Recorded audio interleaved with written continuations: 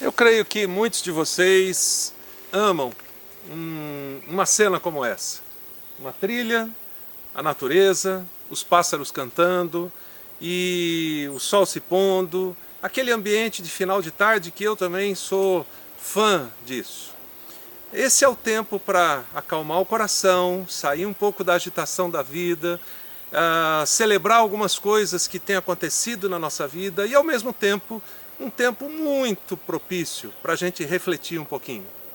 Tem um casal de amigos chamado Daniel e Érica, de Macaé, que criaram até um nome para isso, de tardinha.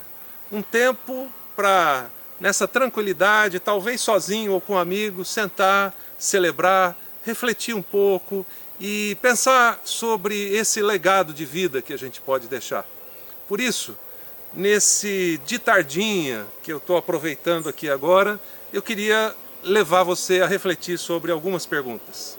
Meu nome é Josué Campanhã, eu sou escritor e eu tenho me dedicado a ajudar pessoas a ter uma visão de vida, uma perspectiva diferente da vida e, de outro lado, dar alguns passos para que isso possa acontecer. É exatamente por isso que algumas das reflexões que eu quero trazer para você hoje estão exatamente nesse livro que foi um dos últimos que eu fiz, chamado O Tempo, a Agenda e o Foco. Nesse livro, eu começo tratando sobre a questão do equilíbrio entre vida e trabalho e as outras áreas que nos envolvem. Eu sei que hoje a gente vive uma correria tremenda, uma agenda entupida, tantas atividades, a gente está sempre indo para algum lugar, chegando de algum lugar. Alguns educadores até dizem que os nossos filhos têm, até mesmo crianças, têm uma agenda de executivo porque eles estão estudando isso, fazendo aquilo, tem que ir para o balé, para a natação, para a aula de inglês e para tantas outras coisas, mas na verdade tudo isso é um reflexo da nossa própria vida, daquilo que a gente está impondo como ritmo de vida. E exatamente sobre isso é que eu me preocupo, porque a gente, na verdade, acaba criando um desequilíbrio de vida. A gente acha que está fazendo muita coisa, mas provavelmente a gente está tendendo para um lado. E eu queria usar uma figura com você que é bem simples e todo mundo entende, é a figura da bicicleta. A bicicleta para a gente reflete equilíbrio. A gente só consegue andar de bicicleta, na verdade, se a gente consegue se equilibrar e usar a nosso favor esse ponto do equilíbrio para que a gente possa avançar.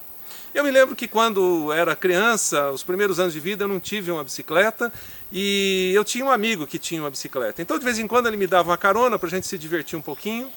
E um dia, indo da minha casa para a casa dele, tinha uma grande ladeira, e quando a gente estava quase chegando na casa dele, nessa ladeira, ao invés de descê-la freando, ele decidiu descê-la acelerando, ou seja, pedalando mais para ficar mais emocionante.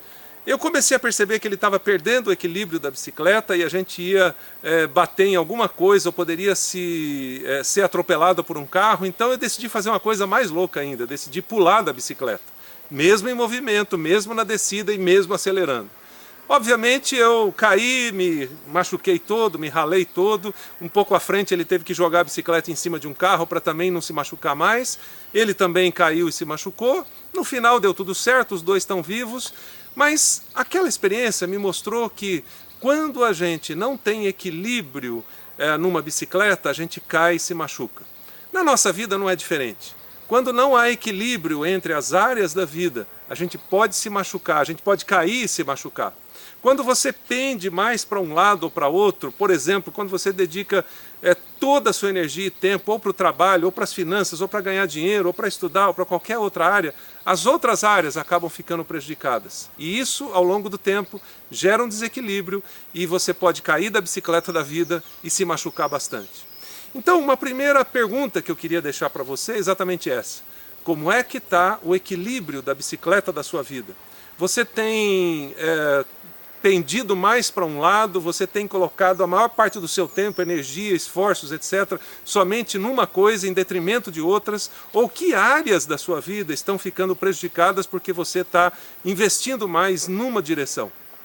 Qual é o equilíbrio que tem entre família, trabalho, finanças, coração, emoções, espiritualidade, diversão, enfim, todas essas áreas. Eu sei que no tempo que a gente está vivendo é muito difícil se trabalhar tudo isso, mas esse precisa ser um alvo nosso. Esse precisa ser algo que a gente tire tempo para refletir e tomar passos práticos para isso. Então a primeira pergunta que eu queria deixar para você refletir é essa: como é que está o equilíbrio da sua vida? Mas de outro lado, também não adianta simplesmente a gente alcançar o equilíbrio e achar que está tudo bem, se a gente não sabe para onde a gente vai. Eu posso aprender a andar de bicicleta, eu posso atingir o equilíbrio e eu posso ficar a vida inteira pedalando sem saber para onde que eu estou indo. Então isso traz uma segunda questão. O que é que eu estou fazendo e para onde isso está me levando? Eu aprofundaria ainda mais essa pergunta trazendo o seguinte: o que é impossível você fazer hoje na sua vida, mas se fosse possível, te levaria para um lugar completamente diferente, permitiria que você fizesse coisas completamente diferentes que você nunca imaginou? Quando a gente atinge então o equilíbrio, a gente precisa responder essa segunda pergunta: o que é impossível de se fazer hoje na minha vida, mas se fosse possível, mudaria tudo?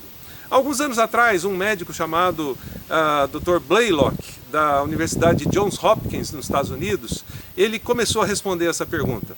Essa universidade é conhecida como um grande centro cirúrgico e médico, e naquela época existia um fenômeno chamado bebê azul. Era um bebê que ao longo do tempo tinha algumas deficiências cardíacas e ele ia ficando meio azulado e depois de um tempo morria. Trouxeram essa pergunta para ele, sabe por quê? Porque naquela época não existia cirurgia do coração. Na verdade, na medicina existia um dogma chamado não toquem no coração. O Dr. Blaylock decidiu responder essa pergunta: o que é impossível de se fazer, mas se fosse possível, mudaria tudo? E durante algum tempo, ele e um fiel assistente que ele teve, chamado Vivian, começaram a desenvolver pesquisas sobre isso.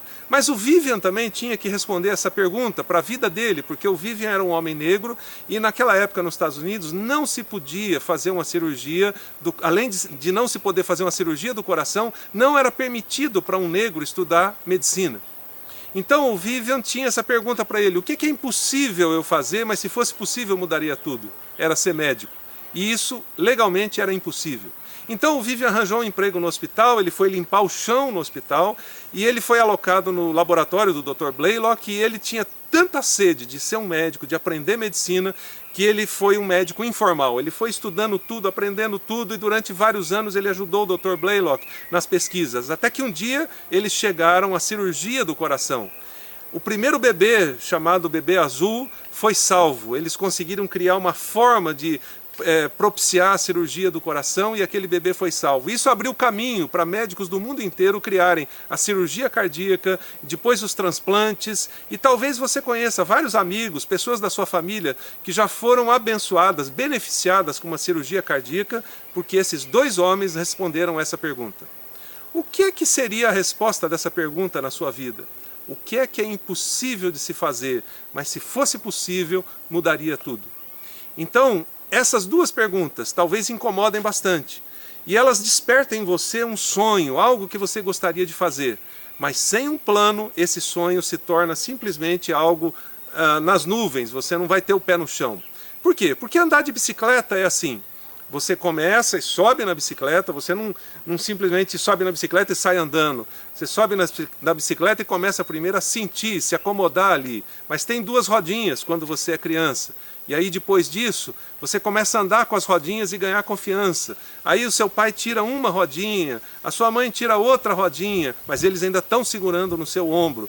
E aí, depois de algum tempo, você vai ganhando confiança, e um dia, quando você olha para trás, o seu pai ou a sua mãe já não estão mais ali, e você ganhou o equilíbrio e o avanço, e pode andar de bicicleta sozinho, mas isso é um processo.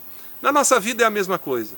Primeiro a gente precisa saber onde a gente quer chegar, que legado a gente quer deixar, de que forma a gente vai equilibrar a nossa vida para atingir aquele ponto. E aí depois eu preciso de um processo, ou seja, um plano de desenvolvimento da minha vida, que passa por 3 perguntas. Primeiro, quem eu sou?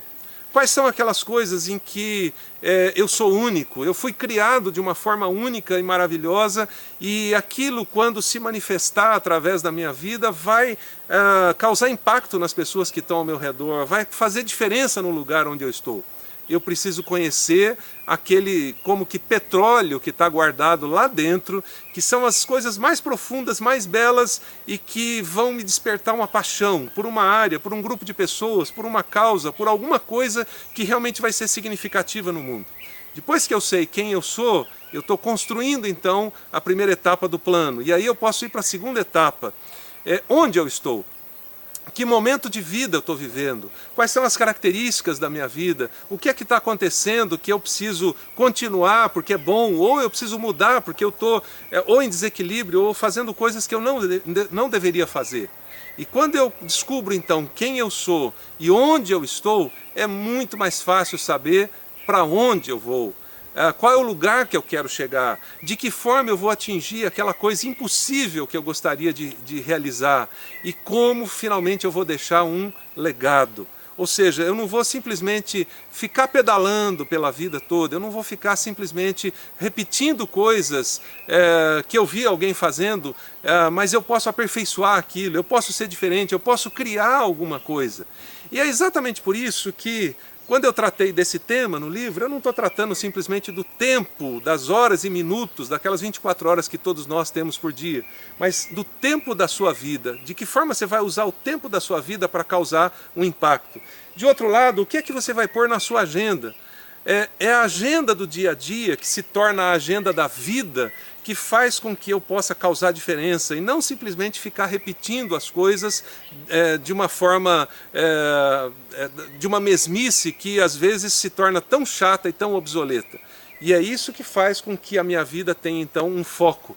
É esse foco que vai fazer com que eu seja cirúrgico naquilo que eu estou fazendo, que vai causar um impacto e uma paixão, e eu vou me dedicar àquilo de uma forma tremenda, como o Dr. Blaylock, que junto com o Vivian descobriu a cirurgia cardíaca. Dessa mesma forma, eu queria então desafiar você a pensar não só no equilíbrio da sua vida hoje, mas um equilíbrio para alguma coisa, um equilíbrio que tem como objetivo fazer algo impossível, que talvez vá ser sua marca nesse tempo e nessa geração. É aquilo pelo qual você vai ser conhecido, e é aquilo que vai se tornar o foco da sua vida, e quanto mais você foca naquilo, mais equilíbrio sua vida tem, mais rápido você anda na sua bicicleta, e mais rápido você vai chegar naquele alvo de vida que vai causar impacto na vida de outras pessoas. Então essas são algumas perguntas que eu queria deixar para você refletir.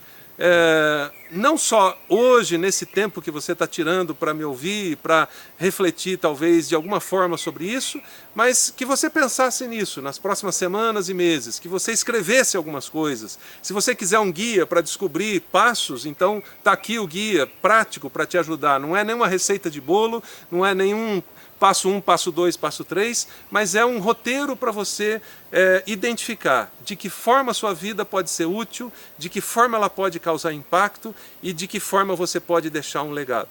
E mais ou menos como esse caminho que você vê aqui, essa trilha, eu espero que a sua vida seja uma trilha onde você descubra muitas coisas, onde você seja útil e onde você cause um impacto nas pessoas que você conhece nesse tempo e nessa geração. Então eu gostaria de ouvir falar de você, da sua história, porque você não vai simplesmente equilibrar as coisas na vida ou aprender a andar de bicicleta para ir até a esquina, mas você vai fazer uma longa viagem, e ao longo dessa viagem você vai causar impacto por onde você passar. Então eu espero que, assim como você está tirando esse tempo agora de reflexão, a sua vida cause um impacto na vida de outras pessoas e de outras pessoas, e que você deixe um legado, e que esse legado seja tremendo na vida de muita gente. Então, tire sempre um tempo assim, sozinho ou com amigos, mas que seja esse tempo calmo, para você refletir sobre a sua vida e para você calibrar a sua vida para o foco e para o alvo que certamente ela tem e que vai poder causar muito impacto. Eu espero que sempre você use essa figura como um tempo de reflexão, e eu espero que a sua vida cause um tremendo impacto nesse tempo e nessa geração.